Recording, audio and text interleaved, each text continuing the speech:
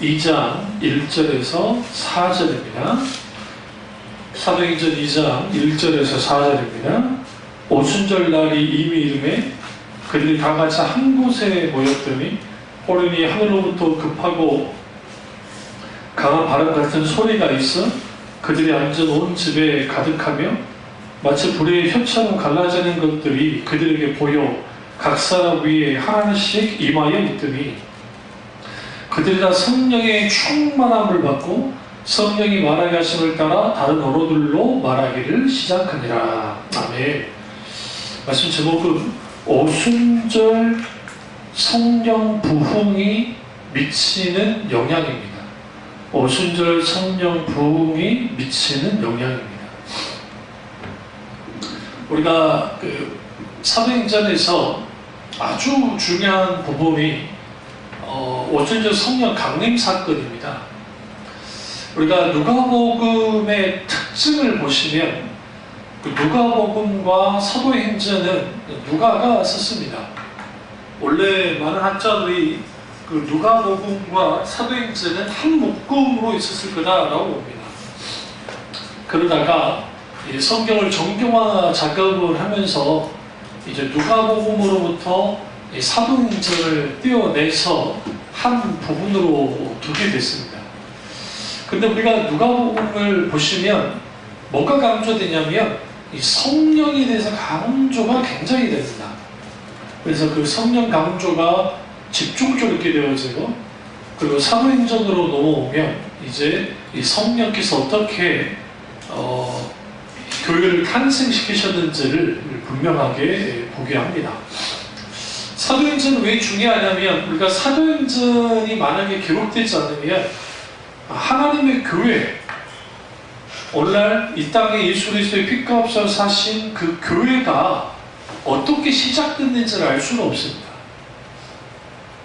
다행히 사도행전이라는 기록이 있었기 때문에 예수 그리스도의 부활, 예수 그리스도의 승천, 오순절의 성령 강림 사건, 그리고 성령 강림 이후에 성령의 충만함과 성령의 놀라운 부흥을 경험했던 사도들이 어떻게 변화됐는지를 알 수 있고, 또 복음이 예루살렘에서 온 유대, 유대에서 사마리아, 사마리아에서 로마까지 어떻게 확장됐는지를 분명히 알 수 있게 되는 게 사도행전입니다. 원래 이제 이 사도행전이라는 이 명칭 이름이 사실은 이제 지금 붙어 있긴 하지만 과거에는 이걸 이렇게 성령행전으로 보는 게 더 맞지 않은가라는 그 논의도 있었습니다. 그런 만큼 이 사도행전은 집중적으로 성령이 어떻게 역사하셨는지가 분명하게 드러나고 있습니다. 우리는 사도행전적인 부흥을 우리는 기대해야 되고, 또 반드시 그 부흥이 우리가 일어나야 됩니다. 여기서 하나 명심해야 될 것은 이 오순절에 일어난 이 성령 강림 사건 혹은 사도행전적인 어떤 이런 부흥의 놀라운 성령의 역사는 이거는 당회적이에요. 그러니까 지금 성령께서 이 땅에 강림한 그 사건은 당회적이에요. 그러나 이제 순복음이나 오순절 개통, 그다음에 은사주의자들은 이거는 반복적이다라고 이제 여깁니다. 근데 이거는 이제 좀 오해해서 나온 거예요. 우리 교육 측에서는 이 성령 충만의 이 지금 방언을 하고 이런 놀라운 성령의 놀라운 역사는 분명하게 단회적이에요. 그러니까 이런 역사로서는, 성령 강림의 역사로서는 단회적이지만 그 이후에 성령의 놀라운 충만의 역사는 분명히 있는 것을 분명하게 우리는 이제 믿는 게 이제 개혁측이고 개혁주의고, 그 순복음에서는 오순절날 임했던 성령의 강림의 역사가 계속 반복적으로 일어날 수 있다고 여기는 거예요. 똑같은 사건이. 그러니까 이제 그렇게 믿다 보니까 이 사람들이 뭘 강조하겠어요, 당연히. 성령 강림의 역사가 나타날 때 뭐가 일어났어요? 방언이 일어났잖아요. 그러니까 방언을 강조하는 거예요. 무조건 하나님의 강력한 부흥의 역사가 일어나면 거기는 방언이 따라 나와야 된다 하면서 이제 그 방언 열풍으로 일어났던 게 뭐냐면, 소위 말하는 오순절에 일어났던 성령 강림의 역사 혹은 성령의 충만함, 성령의 사도행전적인 그런 부흥의 역사가 이거는 반복적으로 일어날 수 있다고 믿었기 때문에 그만큼 뭘 강조할 수밖에 없었냐면 방언을 강조하는 거예요. 오순절 기도 하나님의 교회 그쪽 분들이. 그러다 보니까 여기에서 이제 좋게 말하면 기도 충만과 그리고 뜨거움과 은사적인 어떤 놀라운 역사가 나타나게 됐어요. 그런데 그럼에도 불구하고 거기에 인위적인 요소가 많이 나왔습니다. 생각보다. 그러다 보니까 이제 심지어는 방언을 흉내내는 것을 뛰어넘어서 방언을 가르치는 일까지 서슴없이 한국 교회가 자행을 했습니다. 그러면 그게 수목원을 봐서만 그러느냐? 그렇지 않습니다. 은사주의자들이 그런 일들을 했습니다. 그런 빌미를 주니까 이제 그 문자주의자들, 근본주의자들이 방언은 가짜다. 한 발 더 나간 사람들은 방언은 사탄이 주는 것이다 라고 그렇게 막 공격하게 된 배경 중에 하나가 그런 역사적 배경을 갖고 있기 때문에 소위 말하는 그 방언 때문에 한국교회에 좋은 영향도 있었지만 또 방언 때문에 아주 그 소위 말하는 부작용이 아주 컸습니다. 그 인위적인 것을 가지고 있기 때문에. 근데 그럼에도 불구하고 오순절의 성령 강림의 역사는 분명하게 구속사적인 측면에서는 단회적입니다. 그럼에도 불구하고 성령의 임재와 그리고 성령 충만과 성령의 역사는 오순절 성령 강림으로부터 시작된 거예요. 다시 말씀드립니다. 성령이 오순절날 임하셨던 그런 구속사적인 측면에서의 그런 임하심은 단회적이에요. 절대로 반복적일 수가 없는 게 예수님께서 누구를 보낸다 했죠? 성령님을 보낸다고 하셨잖아요. 그 보내신 사건으로서 실제로 성령이 오신 일, 그거는 단회적이에요. 그러나 그분이 그렇게 오셨는데 성령의 임재와 성령의 기름부음과 성령의 역사는 오순절 성령 강림을 기점으로 해서 촉발한 거예요. 그래서 오늘날에도 오순절 이후의 성령의 역사는 지금도 일어나고 있는 거예요. 그러나 이제 그 워필드라든지 그리고 그 잘못된 어떤 근본주의 신학, 개혁측 안에서 그런 분들이 있었는데 오늘날도 그런 분들이 있어요. 그런데 소위 하나님의 능력 행하는 은사는 중단됐다 그래서 은사 중주론을 주장하는 사람들이 있습니다. 그러니까 은사 중주론을 중단한 사람들은 방언도 사라졌고 능력 행함 역사도 사라졌고 통변은 말할 것도 없고 예언도 사라졌고 기적의 은사는 다 사라져 있고 가르치는 거, 섬기는 거, 뭐 그런 은사는 이제 남아있다고 주장하는 거예요. 근데 그렇게 주장하는 것은 그 성경 어느 곳으로 봐도 성경 66권이 완성된 다음에 뭐가요? 성령의 역사가 사라졌다라고 하는 그러한 이 소위 말하는 그 말씀은 없어요. 어디를 봐도. 성경 한번 보시죠. 고린도전서 13장 10절을 한번 보시겠습니다. 고린도전서 13장 10절입니다. 온전한 것이 올 때에는 부분적으로 하던 것이 피하리라. 이 말씀이 무슨 말씀이냐면 이 워필드라든지 그 근본주의자들이 은사 중주론주의자들이 주장하는 게 뭐냐면 이 말씀을 가지고 이제는 이 그 소위 말하는 기적의 은사라는 이런 은사들은 폐해졌다, 완성됐기 때문에 필요 없게 됐다라고 주장하는 거예요. 그래서 치유도 안 믿어요. 그러니까 병 고치면 은사가 사라졌다라고 보는 거예요. 그러니까 이런 분들이 당연히 병들면 누구 찾아가겠어요? 의사 찾아가겠죠? 의사 찾아가서 의사가 해주기를. 그러니까 좀 묻고 싶은 게 그런 식의 신앙을 갖고 있는 분들이 그러면 신방은 못 알아갑니까? 그냥 마음에 위안 주려고요? 제가 예전에 지금 우리 노예 말고 그 전에 노예 활동을 할 때 그 목사님들께 이야기를 나누고 이제 하면서 그 목사님 후배가 아픈 분이 있고 하는데 기도를 좀 잘못하셨나 봐요.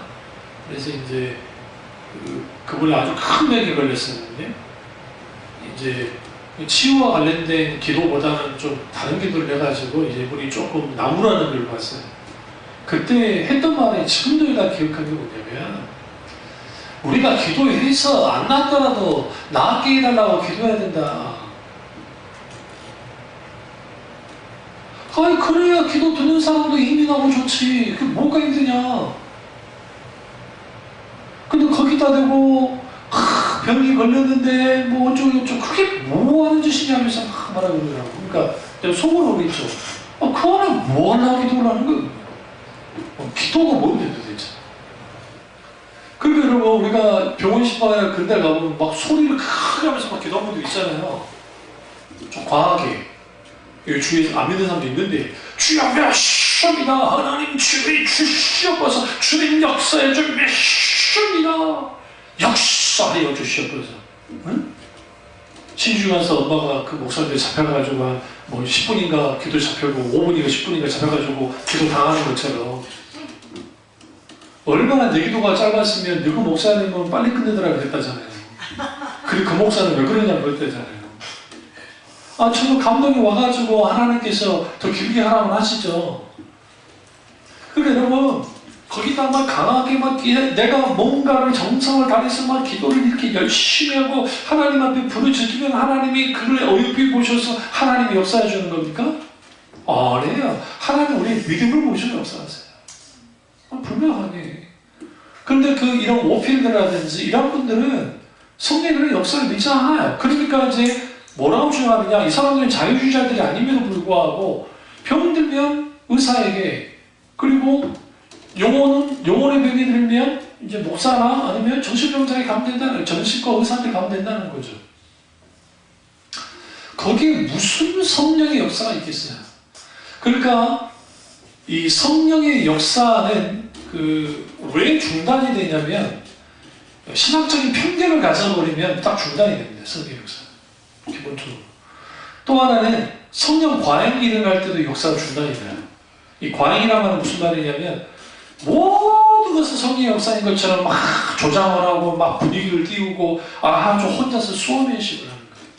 그 대표적인 게 그러니까 요즘에는 좀 잠잠합니다만은 그냥 외국 분인데 이름을 까먹었는데 어쨌든 사람을 이렇게 세워가지고 막 누워 때리는 거야. 누워 때리는 그런 거 우리나라는 예아무개 목사라는데 그런 분들이 많이 했어요. 경기동 씨도 그렇고 그런 거 많이 했단 말이에요. 마치 이렇게 세워가지고 그렇게 해야만이 성령의 역사이고 귀신이 쫓겨나고 그게 성령 강력의 역사가 나타나는 겁니까?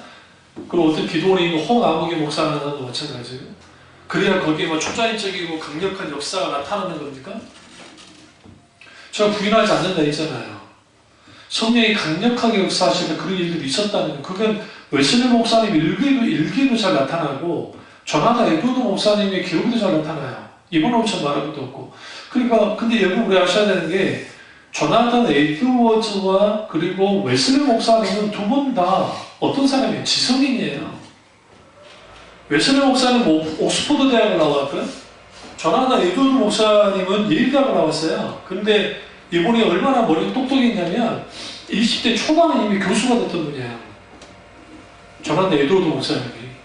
그러니까 여러분 인류 역사상 가장 똑똑한 사람들, 기독교 그쪽에서 똑똑한 사람들 중에 이제 그러니까 아우구스티누스와 토마스 아퀴나스 이후에 누가 있냐라고 할 때에 거기 뭐 존 오일도 있고 뭐 마틴 루터, 기타 뭐 존 칼빈, 기라슨 같은 분들이 있지만 상당수가 조나단 에드워즈를 말해요.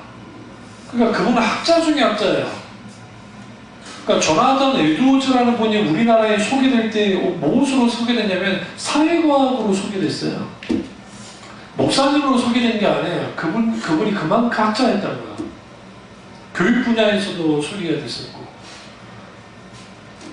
근데 그런 분이 말씀을 잘할 때 제가 말씀드렸잖아요. 거기는 뭐 마이크, 그 시대에 마이크도 없는 시대인데 원고가 있으면요, 이분이 눈이 시력이 별로 안 좋아가지고 두꺼운 돋보기 쓰고 얼굴에 이렇게 고개를 쳐박고 이렇게 그냥 읽으셨어요. 사람 보지도 않아요. 읽고 있어요, 그냥. 근데 무슨 일이 벌어졌냐면 강력한 성령의 역사가 나타나니까 거기에 막 뒤집어졌다고요. 넘어지기도 하고 쓰러지기도 하고. 근데 그런 거 별로 좋아하지 않았어요. 그래서 좀 진정해라고. 그런데도 막 성령 역사가 나타나는 거야. 심지어는 신문 기자가, 그때 뉴욕타임즈인가 누구 기자가 이 조나단 에드워즈가 사기꾼이라고 생각을 하고, 이 사람 무신론자니까 이제 그 사람이 잠입 취재를 들어왔다고, 집에 취재를 들어왔는데 분위기가 좀 이상한 거예요. 왜 분위기가 이상하냐면, 아니 막 사람들을 막 좀 선동하고 그런 게 있어야 되는데 그냥 이러고 있는 거예요. 사람들이 조용히 말씀을 들어요. 응? 그 설교가 다 끝나고도 기도로 가는데, 기도가 막 우리 생각하듯이 막 주여 삼창하면서 주여 주여 주여 하면서 막 그게 아니에요.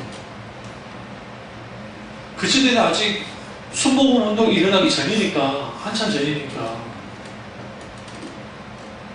근데 갑자기 성령의 강력한 역사가 나타나니까 지금 여기에 어떤 병이 고침을 받았다는 것에 대한 어떤 선언도 있고 하는데, 이 사람이 관절염이 있어가지고, 제가 관절염이 있었어요. 그 관절염이 있어가지고 그냥 아팠어. 병원 가도 안 나는 거예요. 그런데 그 시점에 치유됐다는 선언과 동시에 그 사람의 관절염이 나아보는 거예요. 그래서 부인하게 의사한테 갔더니 의사가 쭉 질병을 하더니 다 났다. 이 사람 이후에 단 한 번도 재발하지 않았어요. 이게 무슨 말이냐면, 젊은 친구예요. 젊은 사람이 있습니다. 그러니까 이 강력한 성령의 역사가 그렇게 나타날 때에 심지어는 이렇게 설교를 하고 고개를 들고 사람들이 다 의자에 나다봐져 있는 거예요. 울면서. 이 장의자 있잖아요. 장의자에 막 나잡아가고 거기서 막 울면서 통곡하고 울고 막 큰 일들이 벌어졌던 거예요. 그럼 그런 게 어떻게 가능한 거냐? 성령의 역사로 가능한 거예요. 그렇기 때문에 그 성령의 역사가 사라졌다고 주장하는 소위 말하는 그 은사적으로 마찬가지로, 은사 중진론자들은 아주 잘못된 신앙들을 갖고 있어요. 그게 한국교회를 지배했어요. 한쪽으로. 우리 교단도 그랬고. 그걸 깬 분이 차영배 교수님이라는 총신대 교수님이셨는데, 그분이 깼죠. 들고 나와서. 그래서 80년도부터 서서히 깨지기 시작해서 우리 합동 측에서 통성기도라는 게 나온 거예요. 그 전에는 합동 측에서는 통성기도라는 건 불가능했어요. 무슨 통성기도를 해요? 장로교인들 통성기도 하는 거 보셨어요? 그냥 부흥에 따라가는 사람들은 몰라도 정통 그 장로교 안에 있는 사람들은 묵상기도만 했단 말이에요. 그러니까 그런 것처럼 이런 은사 중조를 가지고 나온 사람들이 이 말씀을 인용을 해서 한 건데, 그 위에 보시면 이게 사랑장이라고 하지만 그 사랑장이라고만 표현하면 안 되는 게, 여기에 은사와 관련된 말이 나와요. 근데 고린도서 13장 9절을 보시면, 우리는 부분적으로 알고 부분적으로 뭐하다? 예언하니, 부분적으로 온전한 것이 올 때는 부분적이 하던 것이 패한다는 거예요. 이 말씀만 보면 이게 뭐만 하는지 잘 몰라요. 12절을 보셔야 돼요. 12절 보시면, 우리가 지금 거울로 보는 것 같이 희미하나 그때에는 얼굴과 얼굴을 대하여 볼 것이요, 지금은 내가 부분적으로 하나 그때에는 주께서 날 아신 것 같이 내가 온전히 아니라. 그러면 은사 중조론자들은 이 그때를 어쩌로 보느냐, 성경의 완성으로 보는 거예요. 정경의 완성과 동시에 얼굴과 얼굴로 대화 보는 거가 참 나쁘게 웃긴 거예요. 이 해석이 웃긴 해석인 거예요. 그래서 F.F. 브루스라고 하는 신약학 학자가 있습니다. 그분이 그런 식의 해석은 아주 무슨 몸매한, 좀 짜깁기식인 해석이라고 했다고요. 그러면 이 말씀을 어떻게 이해해야 되냐면, 지금 얼굴과 얼굴을 대하여 본다라는 말이 어떤 거냐면요. 하나님을 우리가 얼굴과 얼굴을 대하여 볼 수가 없잖아요. 그러나 우리가 언제 그게 가능하게 될까요? 성령, 예수 그리스도께서 재림하셨을 때예요. 그러니까 그때는 재림을 말해요. 재림 때에는 얼굴과 얼굴을 맞대어서 보게 될 일들이 보여질 거라는 거예요. 그리고 여기서 지금은 거울로 보는 것 같이 희미하다는 말은 무슨 말이냐면, 말씀드렸죠. 청동거리니까 그런 거예요. 원래 우리의 거울 생각하면 안 돼요.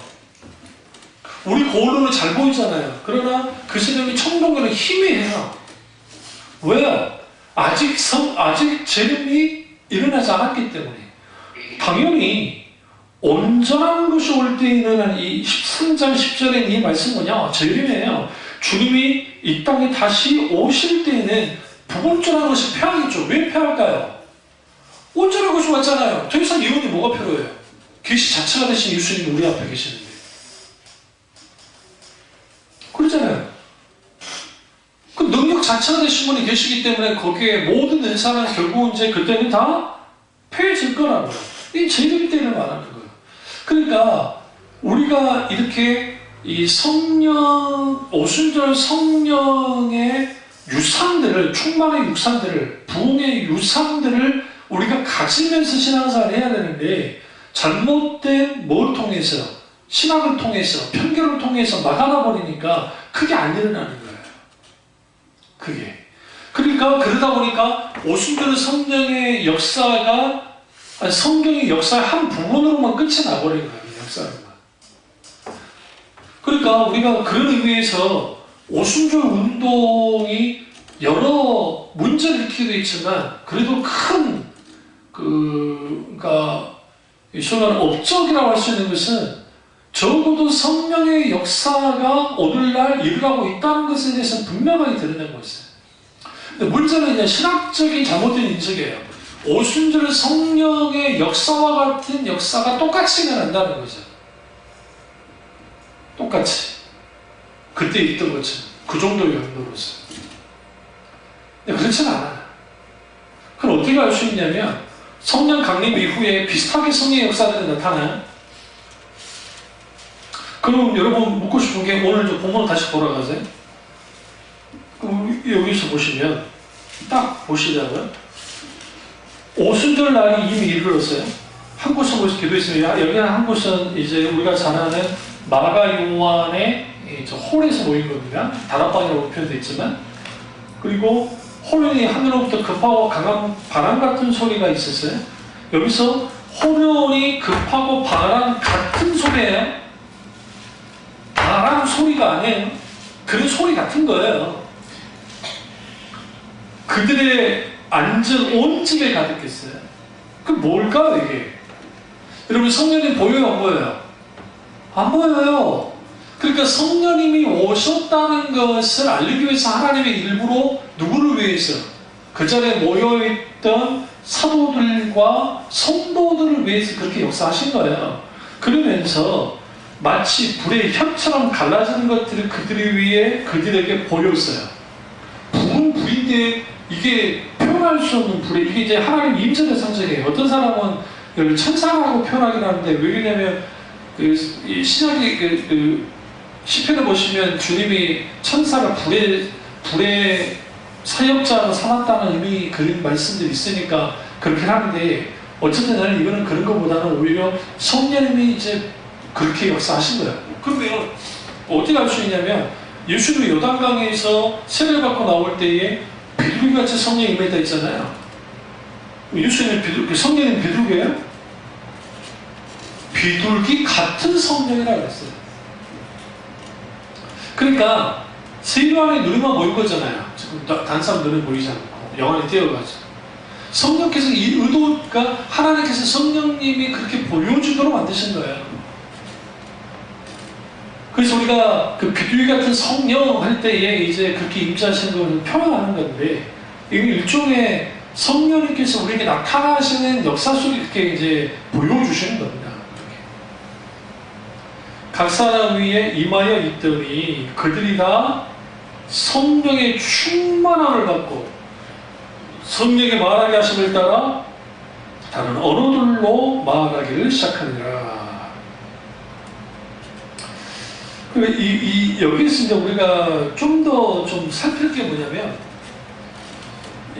그러면 이들이 지금 뭐 하고 있었는가? 모여서 그들이 이제 기도에 있었습니다. 1장 14절 보시면 마음을 같이하여 오로지 기도에 힘쓰더라. 15절 모인 무리의 수가 약 120명이나 되더라. 그때 베드로가 그 형제들 가운데 일어서서 이르되 형제들아, 성령이 지금 뭐하고 있죠? 말씀을 설교하고 있어요. 설교를 지금 하고 있는 거예요. 설교를 쭉 하면서 구약에 있는 말씀들을 인용을 합니다. 인용을 하면서 계속 해요.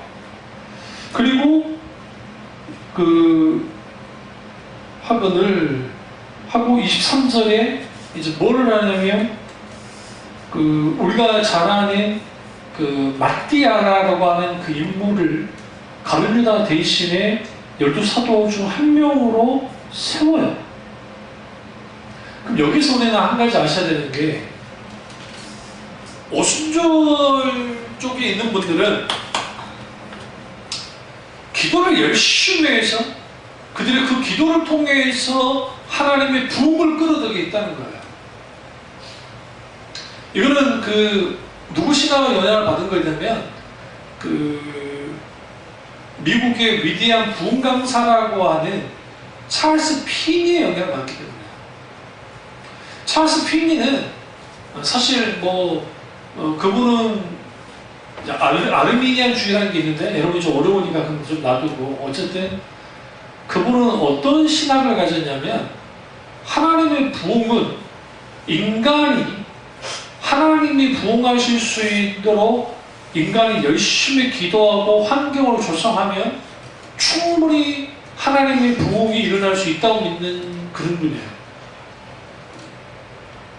그러니까 당연히 그 영향을 받은 오늘날의 수복음이나 은사주는 그분의 다 후예라고 해도 과언이 아니에요. 다 그분들의 그분의 후예예요. 그러니까 당연히 열심히 모여서 기도하고 계속 우리가 부르주고 계속 기도하면 뭐가요? 부흥을 일으킬 수 있다고 생각하는 거예요. 근데 하나님의 부흥은 그렇게 오지 않아요.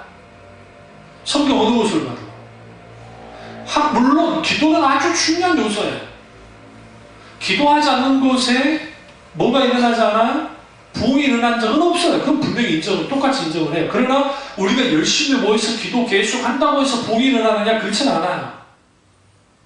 왜냐하면 부흥은 하나님의 주권을 가지고 인간에게 뭐 하시는 거예요? 실제로 하나님의 그분 자신의 놀라운 계획과 그리고 성령의 물붓듯이 부어주심과, 이걸 또 어떤 표현을 쓰면 하나님의 방문이라는 표현을 쓰는데, 하나님이 방문하시고 하나님이 현현하는 사건이에요. 이게 하나님의 부흥이에요.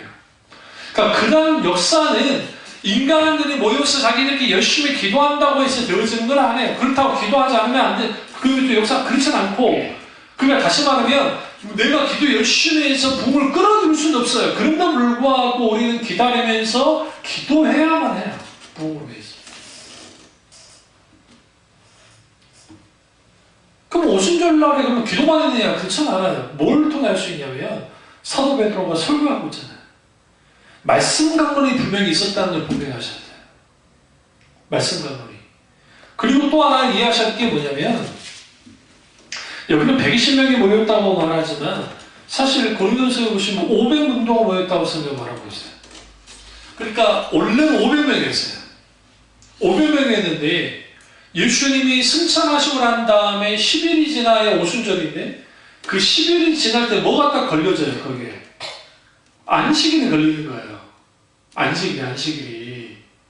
그러니까 이스라엘 사람과 유대인들은 안식일을 보면 무조건 이거는 끝장이 나는 거예요. 근데 지금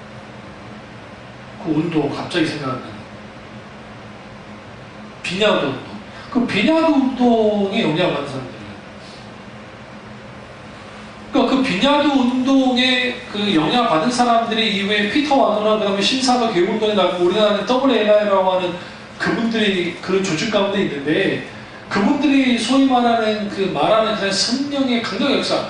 근데 그런 데를 가면 정말 성령 역사가 있는 것 같이 느껴지는 이유가 뭐냐면 은사에 완전히 열려있기 때문에 이 사람들은 어떻게 해도 막 성령을 막 하는 거예요.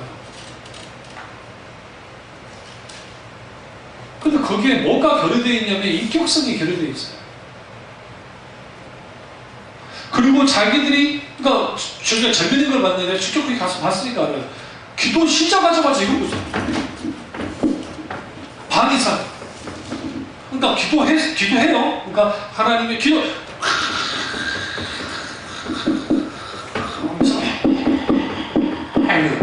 지금 보시면 진짜 웃깁니다.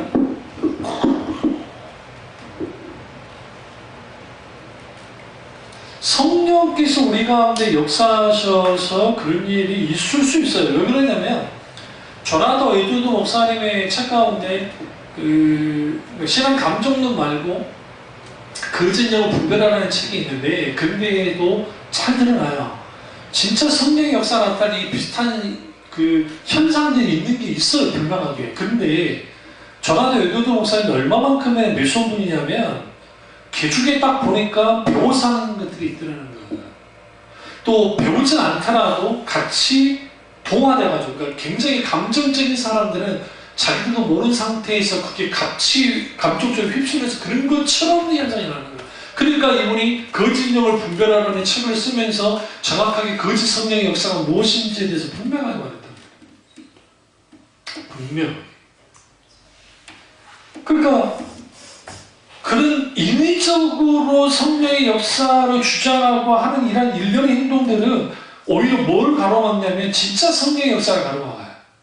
근데 문제는 뭐냐면 인간은 뭔가 보여주는 것들로부터 나타나면 그게 혹해요. 혹해요.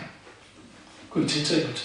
그러니까 그 은사주의자들이 스물교순교회 그 컨퍼런스 왔다가 실망하고 돌아간다잖아요. 왜 실망하고 돌아가냐? 여기는 성령이 쓰지가 않대. 진짜로요? 여목사님이 지금 속에서 했단 말이에요. 성령이 쓰지가 않다. 뭐 이렇게 역사가 나타나지 않아? 그럴 수밖에 없죠. 자기들은 참 재밌는 게 자기는 기도를 열심히 하고 많이 했기 때문에 성령이 오시옵소서 나 오시는 거야. 자기들 말이 돼. 근데 정말 그린 줄 알고 자기들의 이 종교적인 착시현상과 소위 말해 잘못된 황홀공에 빠지면 그렇게 돼요. 그런 줄 알고. 그런 분위기가 조성이 돼요. 그러니까 제가 말씀드렸지 반 이상이 이른다니까 기도하자마자 나도 이미 실수를 한 적이 있어. 강력한 성령 역사를 경험하다가 늘 성령이 이렇게 역사하지 않잖아요. 근데 뭔가 그래 나도 모르게 무릎 꿇고 기도하다가 이미 역사가 나타나니 나도 모르게 손을 흔들어. 응? 왜? 그 전에 성령의 막 진동케 하는 역사를 경험한 적이 있으니까. 그럼 나도 모르게 막 때리는 거야. 그걸 해야 마음이 슉 풀려요. 그러기를 반복하기를 제 기억에 한 보름 이상 그랬던 것 같아요. 매일 기도했으니까. 그러다 갑자기 내 머릿속에 뭐가 어떤 의미가 있어 지쳐가지고 그게 성령이냐? 라는 그게 딱 지나갔다는 거야. 아니라는 거죠. 그건 성령의 역사가 아니라는 거야. 그건 네 혼자 한 거라는 거지. 그래서 제가 그때 이 잘못된 나의 기도 형태를 중단했다. 놀라운 것은 중단하니까 다시는 성령의 기름 부음이 임하기 시작하고 강력한 성령의 역사가 나타나기 시작했어요. 그러니까 그게 실수는 할 수 있어요. 그러나 인위적인 조작을 하는 경우가 많다는 거예요. 근데 그것이 본인 스스로로 속이게 돼요. 자기가 모르는 사이에 자기 스스로가 속아요. 그러니까 그게 성령의 역사. 그래서 성령 충만하면 사람들이 착각하는 게 현상만을 막 생각하는 거예요. 사실은 부흥은 하나님의 통치 안으로 들어가는 거예요.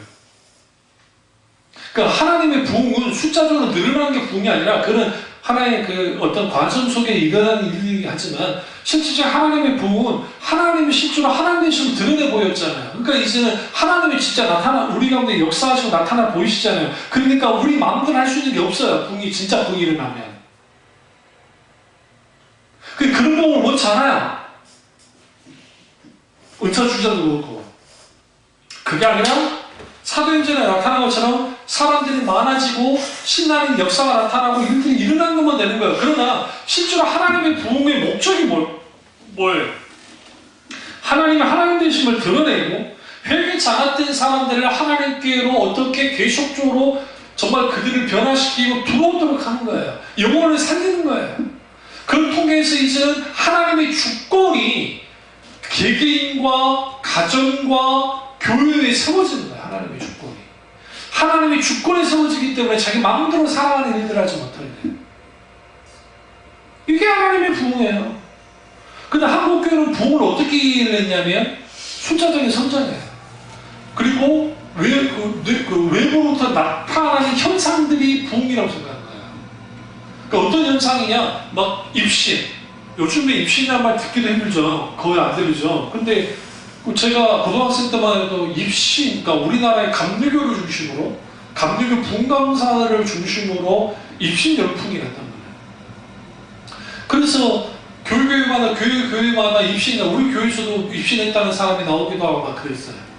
그런 입신이라는 게 뭐냐면 천국 보고 왔다는 거예요. 그러면서 그 당시 막 천국 간증들이 말하고 가짜의 어떤 펄시콜레라고 하는 이 사기꾼이 와서 내가 본 천국이라는 책이 그때 한참 히트를 쳤고, 그리고 이초석이가 이제 통역을 한다합시고 올라와서 잠실운동장 어디 가서 집회도 한 적이 있어요. 이초석이. 우리 잘 아는 게 이초석이에요. 이초석 씨가 영어를 얼마나 잘하는지 모르겠지만 어쨌든 그랬단 말이에요. 그러니까 이게 이후에 그 사람의 비서였던 여비서가 가짜라는 것을 그냥 세상에 알려가지고 이게 이제 실족을 했고, 그 다음에 그 시점에 맞춰서 미국에서 허무맹랑한 거 천국 사진이 찍혔다가 해가지고 그 우주 어느 북쪽에 어떤 저기가 천국에 그걸 막 돌리고 하면서 막 하고, 그 다음에 뭐 이제 뭐 천국을 갔다 왔다고 하는 뭐 무슨 그 오순절 개통에 있는 뭐 여자 사모부터 시작해서 그 다음에 뭐 기타 있는 책들이 막 광풍으로 몰아쳤단 말이에요. 광풍. 그럼 왜 그러느냐? 현상. 일어나는 현상만을 쫓다 보니까 사람들 그 현상 속에서 이게 성령의 역사인가 봐. 이게 성령이 놀라는 일들인가 봐. 아니에요. 실제로 성령의 실질적인 부흥의 역사가 나타나면 영혼 살아남의 역사가 나타나고, 거기는 필수적으로 두 가지가 극명하게 드러나는데, 하나는 전적인 회개가 드러나고 또 하나는 예수 그리스도의 십자가가 어느 때보다도 더 강조돼요. 그래서 여러분, 우리 그 찬송가 보시면 한국교회의 찬송가가 아주 보수적으로 참 잘 만들었다고 생각은 해요. 21세기 찬송가가 많이 버려놓긴 했지만, 그럼에도 불구하고 찬송가가 왜 귀하냐면 부흥 때에, 그러니까 하나님의 부흥의 역사가 있을 때 주로 나왔던 찬송가인데, 그 찬송가의 상당수가 십자가 관계야. 십자가 찬양한 거야. 응? 십자가 내가 처음 볼 때에 나의 마음의 큰 고통 사라져, 오늘 믿고서 내 눈 밝았네, 참 내 기쁨 영원하도다. 이걸 영어로 보시면요, 이게 더 절절해요. 영문으로 그냥 이걸 직역을 해보시면, 그러니까 이러한 것들이 하나님의 성령의 강력한 역사가 나타나면, 부흥의 역사가 나타나면 초대교회가 그랬던 것처럼 누가 강조돼요? 예수 그리스도, 그분이 강조돼요. 예수 그리스도의 십자가가 강조돼요. 십자가 복음이 강조될 수밖에 없어요. 소위 말하는 막 부흥, 소위 말하는 성장, 뭐 헌금이 많아지는 거, 무슨 어떤 기적의 역사, 눈으로 보이는 기적의 역사가 강조되는 것이 아니라 예수 그리스도의 십자가가 강조되어지고, 그 십자가가 강조됨 속에서 죽었던 영혼들이, 주님을 떠났던 영혼들이, 주님을 대적했던 영혼들이 죽게 돌아오는 역사가 나타나는 거예요. 그게 부흥이에요. 참된 중앙교회가 숫자적으로 늘어날 수 있는 힘은 거기에 있어요, 사실은. 이 전량한 말씀이기도 하니까 이게. 그 부흥의 역사가 나타나야 됩니다. 근데 이러한 역사가 그럼 왜 오늘날 나타나지 않느냐? 그것은 부흥에 대한 성경적인 이해가 그러니까 하지 못했기 때문에. 그러니까 부흥을 성경적인 이해하지 못하는 거예요. 고영원 씨가 그 부흥 있잖아요. 부흥 찬양 참 잘 쓴 거예요. 이 땅에 황망을 보십시오. 주님의 부흥을 보내달라고 했잖아요. 그런데 이제 그런 찬양들을 정말 잘 만들었고, 부흥왕국에서 정말 그렇게 찬양을 잘 불렀는데, 이게 다 어떤 찬양으로 바뀌어져 버렸냐면, 이 땅의 황무함을 보소서, 하늘의 하나님, 베푸시는 주님, 우리의 막 그랬잖아요. 근데 이걸 갖다가 젊은 청년들에게 마치 이 불을 뭔가 붙여주는 듯한 그런 뭐라고 그래, 분위기를 띄우는 듯한 그런 찬양으로 많이 쓰였어요. 이 찬이 나왔을 때. 그게 뭐예요? 우리 우상들을 다 깨부셔야 되고 성령에 다 내려달라 하잖아요. 그래서 부흥케 해주십시오. 부흥을 보내주십시오. 그리고 진리의 말씀이 이 땅을 새롭게 해달라고 하는 그 안에 담겨져 있는, 그러니까 메시지, 그건 아주 귀한데 그걸 사용하는 사람들이 됐고, 한국교회 그 대표적인 할 수 있다 하시는 나의 능력 좋아하는, 이게 제가 알기로 고영호 씨가 만들었다고 알고 있는데, 할 수 있다 하시는 나의 능력 주 하나님, 의심 말라 하시고 물결 위를 걸라 하시네. 할 수 있다 하신 주, 할 수 있다 하신 주, 믿음만이 능력이라 하시네. 이게 이 찬양이 아주 성경적이에요. 할 수 있는 것이 무슨 말이냐? 믿는 자 능치 못함이 없느니라 라고 주님 말씀하셨잖아요.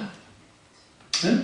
그때 그 아버지가 머리가 넘어지고 아버지가 뭐라 합니까? 나의 믿음 없음을 불쌍히 여겨주십시오. 그러니까 주님 뭐라 합니까? 너는 뭐해라? 믿어라 라고 하시잖아요. 그 믿음을 가지라고 주님 말씀하시니 우리는 뭐합니까? 믿음만이 능력입니다. 그러니 우리 그 믿음을 가집시다 라고 하는 아주 귀한 찬양을 만들어 놨더니, 이걸 부흥강사가 어떻게 만들었느냐? 할 수 있다 하시는 나의 능력 주 하나님, 의심 말라 하시고 물결 위를 걸라 하시네. 아멘 아멘 아멘. 할 수 있다 하시죠. 할 수 있다 하신 주, 믿음만이 능력이라 하시네. 믿음을 가지고 믿음으로 물어붙이면 못할 일이 없습니다. 만들어 놔버렸다고요. 소위 말하는 번영주의적이고 적극적 사고방식적인 이런 잘못된 형태의 것으로 가지고 나가버렸단 말이에요. 그러니까 그 본래 작사 작곡했던 그분의 의도와 달리 찬양이 쓰기 시작했다고요. 왜 그런지 아세요? 왜 한국교회가 그런 실수들을 했느냐? 부흥을, 감정을 일으키는 것이 부흥이라고 생각한 거예요. 제가 그 말씀을 드리려고 하는 거예요. 하나님의 부흥이 일어날 때 감정이 일어나는 것은 분명합니다. 그럴 수 있습니다. 이 부분은 신앙 감정론이라는 조나단 에드워드 목사님의 책을 보면서 알 수 있어요. 실제로 일어나요. 여기에서 뭘 경험하냐면 하나님에 대한 감탄이 일어나고, 하나님께 대한 매료되어지고 매혹되어지고, 하나님의 아름다움에 대해서 내가 찬사를 보내지 않을 수 없는 그런 것들 불일 듯이 일어날 뿐만 아니라 하나님을 향한 경외함이 일어나요. 그리고 내 안에 죽어졌던 하나님을 향한 열정과 열망이 살아나기도 합니다. 부인하지 않습니다. 그러나 오늘날 은사주의자들이나 오순절 계통이나 이런 분들이 어떤 걸 만들어 놨냐면 소위 말하는 감정 부흥, 감정을 고조시키는 것들이 그게 부흥이라고 생각한 거예요. 그러니까 그런 찬양들을 어떻게 해야 될까요?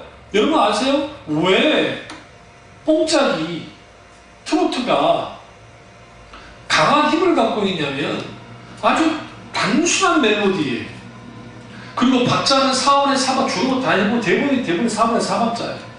왜 4분의 4박자가 될 수밖에 없냐면 들어보고 나면 든든 따 이게 사람 심장 박동에 정상적으로 이게 사람을 금방 흥분시킬 때 좋고, 기타도 똑같이 그렇게 이걸 좀 더 하면 슬로우 락부터 시작해서 거기서 조금 더 하면 막 여러 주법들을 사용한단 말이에요. 그럼 거기 베이스 여러 가지 신디사이저 막, 근데 뽕짝은 여러 가지 필요가 없어요. 이거 하나 가지고도 사람들이 할 수 있어요. 왜? 그 템포. 그러니까 부강사들이 음정박자 무시하면서 뭐네 찬송가에 있는 찬양들도 다 급하게 다 가져가 버렸어요. 메들리로 하면서. 빈들의 마른 풀같이 시들은 나의 영혼, 봄비로 내리는 성령 내게도 주옵소서. 가물어 메마른 땅에 단비를 내리시는 성령의 단비를 부어 새 생명 주옵소서. 빈들의 마른 풀같이 시들은 나의, 그게 뭐 하는 겁니까? 여러분 요즘도 그런 식으로 하는 목사가 있습니다. 그리고 그 교회 목사가 화곡동에서 교회를 엄청 크게 세웠고 또 지교회도 크게 세웠고, 근데 더 가슴 아픈 것은 젊은 청년들도 똑같이 그거 하고, 내가 어렸을 때에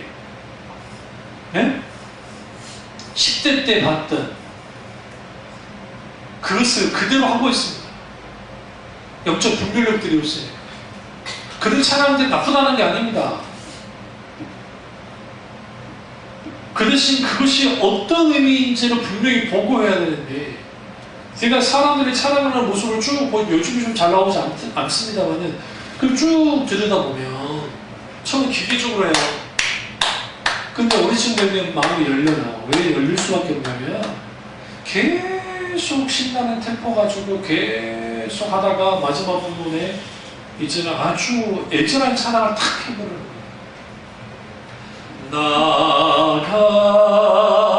같은 죄이 살리신 주의 놀라워 하면요, 아버지 하면 이제 그때부터 은혜 받는 거예요. 그리고 난 다음에 목사가 올라와 설교하는데 마음이 안 열릴 사람이 어디 있어요? 그 설교하는 것도 돈 가지고 막 설교하는 것도 아니고 막 이런 예와 이런 막 그런 것들, 그럴싸한 이야기들을 같이 버무려 가면서 성경 이야기 조금 더 하고 하면서 그렇게 하는데, 그리고 마지막 끝나고 난 다음에 주여 3차기 합시다. 주여 주여 주여 라라라리리 라라라리리 라라라라라라 아버지 주여 미십니다. 열심히 열광하면서 기도하고 난 다음에 끝나고 나오는데 공허한 거야. 그냥 공감 많이 못 느꼈어요. 저는 복음자 생활할 때 공감 많이 느꼈어요. 내가 뭐하고 왔나? 공허함이었어. 얼마나 공허했으면, 내가 거기 효창동에 있는 그 교회 사역할 때 그 전도사실에 제가 거기서 우리 집까지 여기 지금 상도 이동에 집까지 걸어간 적이 있어요. 공허해가지고 혼자서 진짜 공허했어요.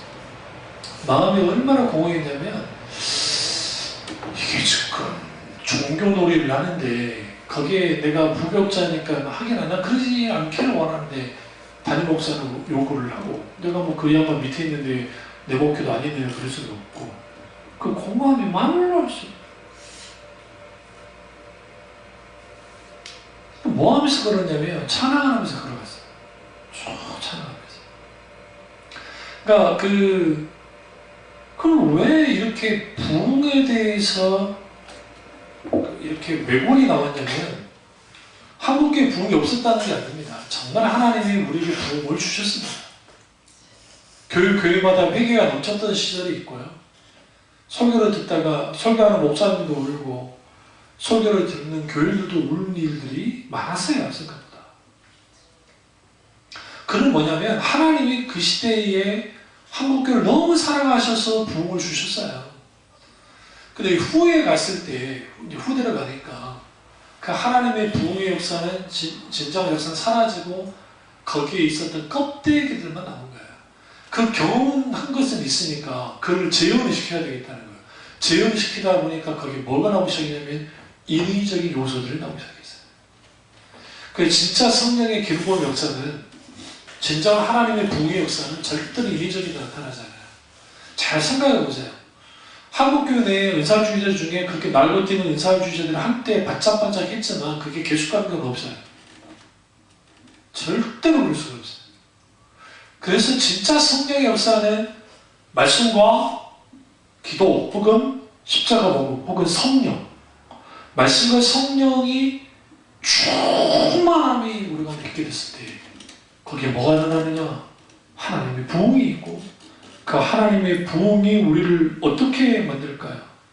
하나님 우리를 영적으로 각성시키시고 우리 가운데 하나님이 때로는 간섭하시고 그리고 하나님의 물붓으신 성령을 부어주실 뿐만 아니라 그리고 하나님 우리를 돌이켜주시고 그리고 하나님의 방법으로 우리에게 임재하시고 역사해 주시는 거예요. 그 놀라운 역사가 저와 우리의 가정과 우리 교우들의 가정과 그 다음에 여러분과 참이 중앙교회 위에 그리고 이 나라 인민족에 차고 넘치기를 주님의 이름으로 축원합니다. 기도하겠습니다. 기도하실 때 오늘 이 말씀